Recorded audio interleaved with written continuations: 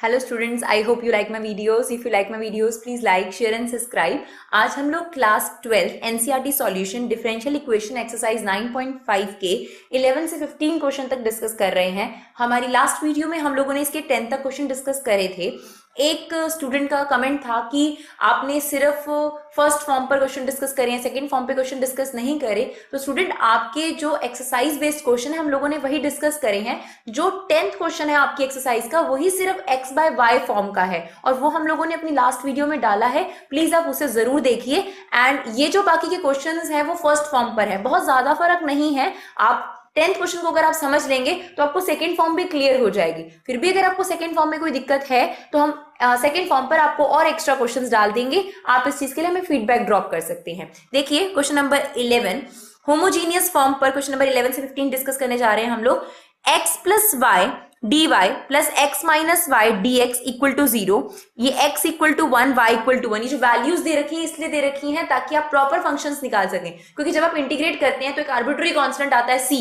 वो arbitrary constant आपको find out करके प्रॉपर फंक्शन बनाने के लिए x की और y की वैल्यू दे रखी है. तो आप पहले नहीं रखेंगे, जब आप इंटीग्रेट कर लेंगे फंक्शन पे पहुंचेंगे वहां पर वो जो सी आर्बिट्री कांस्टेंट है उसकी एग्जैक्ट वैल्यू जानने के लिए हम लोग इसका यूज करेंगे. तो सबसे पहले देखते हैं क्या कर सकते हैं हम इसमें. होमोजीनियस लगेगा, सेपरेबल तो पॉसिबल नहीं है. X plus y, x minus y जहां आ जाता है वहां सेपरेबल किसी कीमत पे पॉसिबल नहीं होता.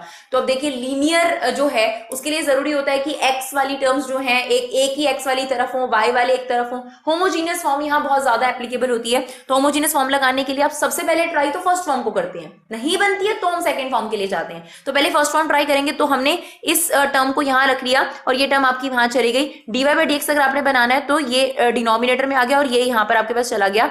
यहां पर जो साइन था उसकी वजह से हमने इसके साइन बदल दिए, माइनस की वजह से y माइनस एक्स, और ये वहां जाकर x प्लस वाई भी लिख सकते हैं, y प्लस एक्स भी लिख सकते हैं. तो हम लोगों ने इसे y प्लस एक्स लिख दिया. अब आप देखेंगे ये होमोजीनियस कैसे पता चलता है. तो हमारी लास्ट वीडियो में मैं बताया था होमोजीनियस कैसे पहचाना जाता है. y की जगह ky रख दीजिए, x की जगह kx रख दीजिए. रखने के बाद अगर k आपका पूरा एलिमिनेट हो जाए तो इसका मतलब वो होमोजीनियस है. तो यहाँ देखिए होमोजीनियस की डिग्री कितनी है आपके पास, टर्म्स की डिग्री कितनी है 1. तो आप इसे x की पावर 1 से डिनोमिनेटर को भी और न्यूमिनेटर को भी डिवाइड कर देंगे. तो ये y upon x minus 1, y upon x plus 1 बन जाएगा. फिर जब आपके पास y बाय एक्स वाली फॉर्म बन गई, this is your first form, तो हम क्या करेंगे उसे v लेट कर लेंगे. Now v is y by x, x वहां चला जाएगा. नाउ अब यहाँ प्रोडक्ट रूल लगाएंगे. v as it is x का derivative 1, x as it is v का डेरिवेटिव dv बाई dx और y का डेरिवेटिव dy बाई dx x के रिस्पेक्ट में. अब आप क्या करेंगे, dy बाई dx की जगह ये आ गया v plus x dv by dx और that is become v minus 1 upon v plus 1. Now अब आप ये जो v है उसे वहां ले जाकर माइनस कर देंगे, एलसीएम लेंगे. v से माइनस v आपका कैंसिल आउट हो जाएगा, माइनस 1 माइनस वी स्क्वायर. अब dv जो है वो न्यूमिनेटर में ही रहेगा, dx डिनोमिनेटर में नहीं रह सकता, तो ये न्यूमिनेटर में इधर आ जाएगा. तो जो v वाली टर्म्स है वो dv की तरफ चली जाएंगी और जो x वाली टर्म्स है वो x की तरफ आ जाएगी. नाउ देखिए हमने माइनस यहाँ से कॉमन ले लिया. आप क्या अप्लाई कर सकते हैं, this upon this, this upon this, whenever it is possible this upon this. आप ये जरूर करिए. तो 1 अपॉन 1 प्लस वी स्क्वायर अलग हो गया, ये माइनस भी चल रहा है, यार हमने बाहर ले लिया. यहाँ minus v upon 1 plus v square. 1 upon x का जो इंटीग्रेशन है वो log x है. अब बच्चों को सबसे ज्यादा कंफ्यूजन ये होती है कि हम c लगाएं या log लगाएं, log c लगाएं. तो आप एक काम करिए, जब आप इंटीग्रेट कर रहे हैं इतना बात पक्की है कि x वाली साइड पर ही आपने c या log c में से कुछ लगाना है. अभी हमारा यहाँ इंटीग्रेशन क्लियर नहीं है कि क्या होगा, यहाँ क्लियर है लॉग, तो इसको देखकर नहीं आप लगा सकते कि लॉग सी आएगा. It can be c, it can be log. तो आप वेट कीजिए, यहां पर भी आपकी वैल्यूज लॉग में आ रही हैं तो आप लॉग लिखेंगे. अगर एक भी value tan inverse, sine inverse या कुछ और चीज से आ रही है तो आप सिर्फ सी लिखेंगे. अगर सभी वैल्यूज लॉग में है तो हम जो कांस्टेंट है उसे भी लॉग सी में लिखते हैं. Is it okay? वैसे कुछ भी आप लिख दीजिए सी लॉग सी, वो करेक्ट ही माना जाएगा क्योंकि हम नहीं जानते हैं कि वो कांस्टेंट क्या था. वो आर्बिट्री होता है. आर्बिट्री मतलब उसके बारे में हमें नॉलेज नहीं है. बट यही आप एक ट्रिक फॉलो कर सकते हैं कि अगर सारी टर्म्स आपकी लॉग में है तो हम कांस्टेंट को भी लॉग में लेते हैं, और अगर एक दो टर्म लॉग में है बाकी टर्म्स नॉन लॉग है तो आप ऐसे केस में उसे सी लेते हैं. देखिए यहाँ पर हम लोगों ने लॉग लिखा, बाद में ही हमें पता चला कि यहाँ सी लगाना है. आप यहाँ कुछ मत लिखिए. 1 upon 1 plus v square is integration of tan inverse v, और यहाँ पर हम लोगों ने सब्स्टिट्यूशन लगाया जो आपको दिखाया नहीं, आप सब्स्टिट्यूशन लगा सकते हैं. 1 प्लस वी स्क्वायर को आप t लेट कर लीजिए तो उसका डेरिवेटिव 2 v हो जाएगा. यहाँ पर आ जाएगा dt अपॉन 2v, v से v कैंसिल हो जाएगा, that is become 1 upon t. तो 1 अपॉन t का जो इंटीग्रेशन होता है दैट इज log t, और t आपने किसे सब्स्टिट्यूट करा था, तो this is your log t, और अपॉन में वो जो 2 चल रहा था कॉमन, तो आप इसे i1 अलग से लेकर सब्स्टिट्यूशन लगा दीजिए. log x तो यहाँ देखिए सारी टर्म लॉग में नहीं है, इसलिए भी राइट सी रादर देन लॉग। हमने पहले लॉग लिखा था, उसे काटा सी, क्योंकि हमें ये चीज क्लियर नहीं थी कि यहाँ सी लगाना चाहिए या लॉग लगाना चाहिए। तो अब देखिए v की ओरिजिनल वैल्यू रख दीजिए y by X, here v की original value y by X C. अब ये जो क्वेश्चंस थे इसमें इस सी को आपने एज इट इज नहीं छोड़ना, x की वैल्यू 1 और y की वैल्यू आपको गिवन है, ये वैल्यूज जो हैं आप यहाँ सब्स्टिट्यूट कर देंगे। One upon one is 1, here we put 1 1, तो इस तरीके से आपने वैल्यू पुट करी। log 1 is 0, log 10 is 1, log 100 is 2, log 1000 is 3, तो log 1 is 0 एंड 10 इनवर्स 1, यानी 10 1 कौन से एंगल पर होता है, 90 डिग्री पर होता है। log 2 कुछ नहीं होता, इसकी log टेबल से वैल्यूज देखनी पड़ती है, तो आप लोग कुछ नहीं करेंगे, सिर्फ log 2 को एज इट इज छोड़ देंगे। तो -1/2 log 2, जो वैल्यू आपके पास आई है ये आप यहां सब्स्टिट्यूट कर देंगे सी की जगह पर, पूरी की पूरी -π/4 -1/2 log 2।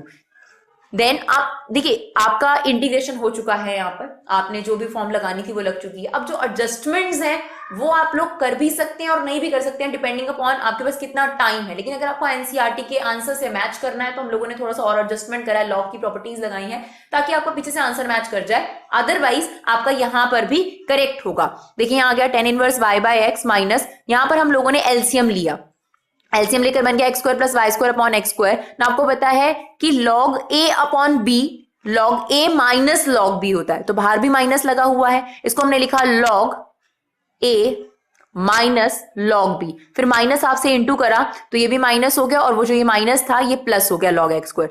लॉग एक्स स्क्वायर ये जो पावर है ये आगे आ जाएगी, तो 2 से 2 कैंसिल आउट हो जाएगा। Now this term is become log x, तो इक्वल टू के इधर भी log x चल रहा है, इक्वल टू के उधर भी log x है, तो वो कैंसिल आउट हो जाएंगे और आपके पास ये चीजें रिमेनिंग रह जाएंगी। फिर हमने इसमें से माइनस कॉमन लिया, इसमें से भी माइनस कॉमन लिया, माइनस से माइनस को कैंसिल आउट कर दिया, ये चीज आपके पास रह गई। फिर उसने लास्टली इस पूरे इक्वेशन को 2 से मल्टीप्लाई किया है, that is 2 10 inverse y by x 2, या आप ये कह सकते हैं कि एलसीएम लिया है, एक ही बात है, 2 से मल्टीप्लाई किया या एलसीएम लिया है। एलसीएम लेकर आपके पास ये आंसर जो आपकी एनसीईआरटी में गिवन है वो आपको मिल गया। क्वेश्चन नंबर 12 देखते हैं, x square d y plus x y y square with in bracket d x. आपको भी वैल्यूज दे रखे हैं सी निकालने के लिए, x equal to 1 that is equal to 0, x equal to 1 and y equal to 1। तो आप देखिए ये आपके पास इक्वेशन गिवन है, तो आप अगर देखेंगे तो dy को यहीं रखा हमने। सबसे पहले dy बाई dx निकालने की कोशिश करिए, ये वहां चली जाएगी टर्म आपके पास। नाउ dy बाई dx, ये x स्क्वायर यहाँ चला गया। हर टर्म में जो आप देखेंगे पावर जो है वो 2 बन रही है, तो ये पहचान है कि ये होमोजीनियस है आपके पास, या आप x की जगह kx और y की जगह ky रखकर भी चेक कर सकते हैं कि ये आपके पास होमोजीनियस फॉर्म है या नहीं है। तो ये होमोजीनियस फॉर्म है, डिग्री 2 है। तो अभी तो फिलहाल dy बाई dx से हमें कोई दिक्कत नहीं हो रही, तो सबसे पहले dy बाई dx वाली फॉर्म बनाने के लिए हमने x स्क्वायर से, क्योंकि डिग्री 2 है, एक्स स्क्वायर से न्यूमिनेटर को भी और डिनोमिनेटर को हमने डिवाइड कर दिया। ये आपके पास बन गया y बाय एक्स, ये बन गया y बाय एक्स का होल स्क्वायर और नीचे आपके पास 1 आ गया। फिर से वही जैसे हम लोगों ने किया, फॉर्म बनने के बिल्कुल बाद आप y बाय एक्स को v लेट कर लेते हैं, उसके बाद आप x को यहाँ मल्टीप्लाई करके यहाँ प्रोडक्ट रूल अप्लाई कर देते हैं। v as it is x का derivative 1, x as it is v का डेरिवेटिव dv बाय dx और y का डेरिवेटिव dy बाय dx। अब देखिए यहाँ पर आप क्या रख देंगे, this one v plus x dv by dx and that is minus with in bracket v plus v square, ये v वहां जाके माइनस हो जाएगा, that is minus 2v minus v square.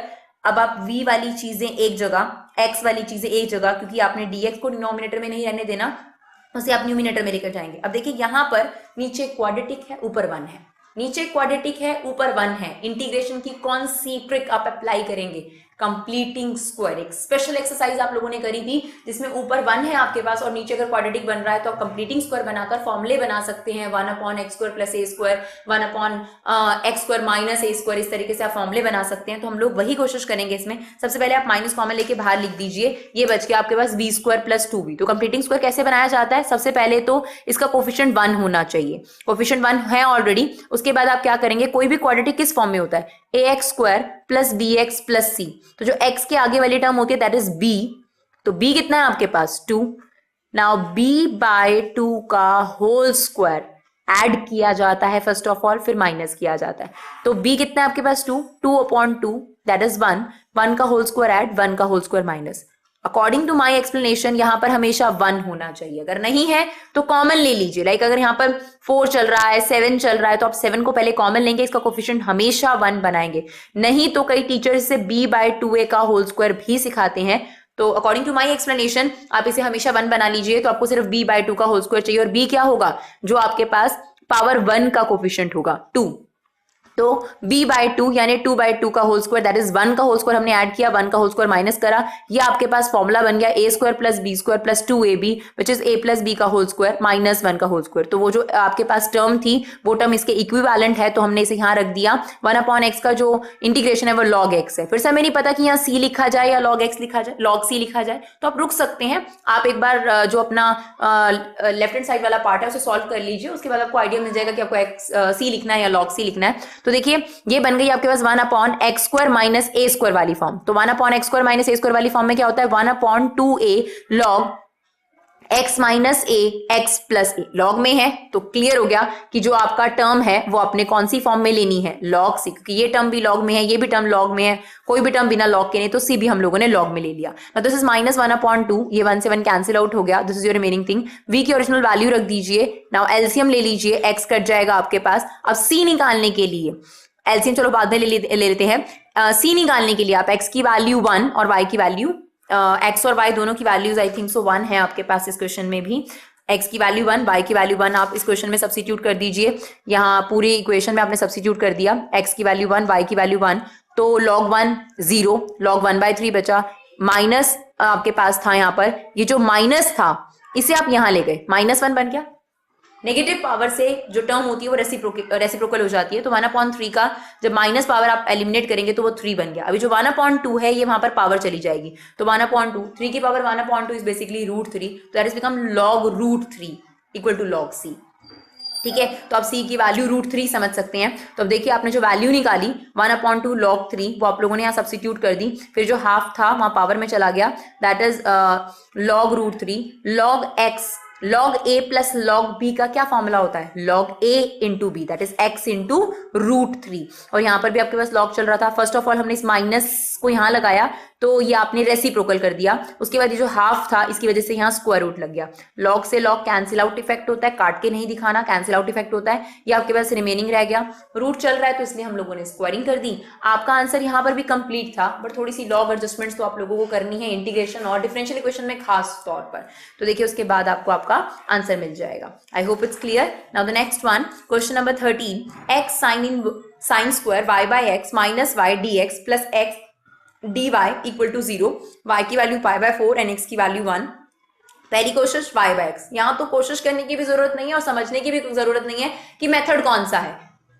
y/x sine square के अंदर है, आप किसी भी तरीके से इस चीज को ना सब्स्टिट्यूट कर सकते हैं, ना सेपरेट कर सकते हैं, ना एलिमिनेट कर सकते हैं। तो देखिए ये कंफर्म्ड है, ये फॉर्म तो टेंशन वाली बात ही नहीं है कि ये आपके पास होमोजीनियस के क्वेश्चन है और उसमें भी कौन सी फॉर्म है y/x है, इसे भी किसी तरीके से आप x/y नहीं बना सकते। तो साइन और जो कॉस के थीटाज होते हैं, लॉग के अंदर कोई चीज है या ई के पर अगर आपके पास फॉर्म है तो आपको क्लियर कर देती है। जैसे 10th क्वेश्चन में आपके पास है ई की पावर x/y, तो वो क्लियर करता है कि ये x/y की फॉर्म में ही क्वेश्चन सॉल्व होगा, क्योंकि आप ई का जो पावर है उसे किसी भी कीमत पर चेंज नहीं कर सकते हैं। देखिए यहाँ पर हमें क्लियर हो गया कि होमोजीनियस और y/x फॉर्म है, तो हम लोगों ने इसे सेपरेट किया, ये वहां जाके माइनस हो जाएगा, x dx इसके अपॉन में आ गया, ये x इसके अपॉन में आ गया।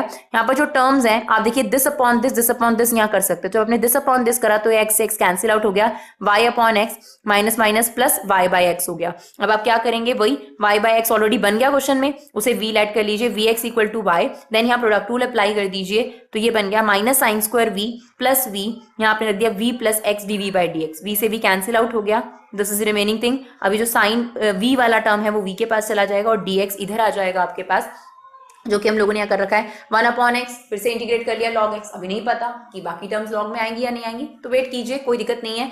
-1 sin स्क्वायर v क्या हो गया आपके पास, minus cos x square v। ना cos x स्क्वायर v किसका इंटीग्रेशन होता है, cos x स्क्वायर v होता है माइनस cot v का इंटीग्रेशन, तो माइनस जो इसमें लगा हुआ है और माइनस आप लगाते उसकी वजह से वो गायब हो गया। अब देखिए यहाँ सारी टर्म तो log में नहीं है, इसलिए हमने यहाँ पर c लिख दिया, पर लिखना अपने x की साइड पर है, क्योंकि जो फंक्शंस गिवन होते हैं जिनका आप डेरिवेटिव लेते हैं, जिससे डिफरेंशियल इक्वेशन बनी है, वो भी जो c कांस्टेंट टर्म थी वो x की साइड पर ही आपकी चल रही थी। नाउ v की ओरिजिनल वैल्यू रख दीजिए y/x। अब आप क्या कर सकते हैं, आपको x की वैल्यू 1 और y की वैल्यू π/4 दिया, आप सब्स्टिट्यूट कर दीजिए, आपको c की वैल्यू मिल जाएगी, log 1 is 0, cot π/4 is 1, c की वैल्यू आपके पास आ गई, ये आपके पास आंसर आ गया। Is it okay? अगर आप यहाँ log c लिखेंगे तो थोड़ा डिफरेंट आंसर आ जाएगा, लॉग में आंसर आ जाएगा, लॉग ई आ जाएगा, तो इसमें कोई टेंशन लेने वाली बात नहीं है, both answers are correct. Now question number 14 देखिए, dy by dx minus y by x cosec y by x equal to 0। तो यहाँ पे भी क्लियर है, cosec के थीटा में ही y by x गिवन है, दिस इज होमोजीनियस, और होमोजीनियस की भी कौन सी form, y by x। Actually आप लोगों को सेकंड फॉर्म पे बहुत कम क्वेश्चंस गिवन है एनसीईआरटी में, मिसलेनियस में फिर भी आपको एक दो क्वेश्चंस देखने को मिल जाएंगे, तो आप फर्स्ट फॉर्म क्लियर कीजिए और सेकंड फॉर्म आपको अपने ऑटोमेटिकली क्लियर हो जाएगी। सिर्फ थोड़ा सा ही चेंजेस है उसके अंदर, जहां पर आप डेरिवेटिव जो है एक्स के रिस्पेक्ट में ले रहे हैं, वहां पर आपके पास वाई के रिस्पेक्ट में इंटीग्रेशन है, और जो भी चीज है देखिए dy by dx ये वाली टर्म आप उधर ले गए, y by x पॉजिटिव हो गया, that is negative, already y by x की फॉर्म में है तो आपको कुछ करने की जरूरत नहीं है। आप dy by dx को क्या रखेंगे, जो हम लोग करते हैं यही चीज आ जाएगी, dy by dx की जगह v plus x dv by dx, and here is v minus cosec v। v से v कैंसिल आउट हो जाएगा, x वाली टर्म एक तरफ, v वाली टर्म एक तरफ, तो 1 अपॉन cosec v एक तरफ चला गया, यहाँ पर माइनस 1 अपॉन x dx रह गया, 1 अपॉन x का जो इंटीग्रेशन है दैट इज log x, और साइन v का इंटीग्रेशन माइनस cos v की ओरिजिनल वैल्यू रख दीजिए y by x। उसके बाद c की वैल्यू निकालने के लिए आप जो x और y की वैल्यू आपको गिवन थी that is x1 and y0, वो आप सब्सिट्यूट कर देंगे, तो c की वैल्यू आपके पास -1 आ गई, इसे आप यहाँ पर सब्सिट्यूट कर सकते हैं। आप यहाँ पर c भी लगा सकते हैं, log भी लगा सकते हैं, बट स्टैंडर्ड अगर फिक्स कर लिया जाए तो कंफ्यूजन नहीं होती है। तो अगर सारी टर्म्स अगर लॉग में है तो ही आप log c लिखिए, नहीं तो आप c लिखिए सिर्फ। ना question number 15, 2xy plus y square minus 2x square dy by dx equal to 0। तो अभी तो हमें यहाँ क्लियर नहीं है कि कौन सी फॉर्म है, सेपरेबल हो सकता है नहीं हो सकता। फर्स्ट ऑफ ऑल तो सेपरेबल करने की कोशिश कीजिए, अगर सेपरेबल नहीं होता तो फिर आपके पास होमोजीनियस है। तो आप देख सकते हैं दिस इज होमोजीनियस, क्योंकि यहाँ पर देखिए इस पूरी टर्म की जो डिग्री है वो 2 आ रही है, डिग्री 2 आ रही है, डिग्री 2, तो दिस इज होमोजीनियस। अब ये नहीं क्लियर है कि फॉर्म कौन सी है, तो first of all try first form, automatically अगर फर्स्ट फॉर्म नहीं बनेगी तो क्लियर है सेकंड बनेगी, उसके अलावा तो कोई ऑप्शन ही नहीं है आपके पास।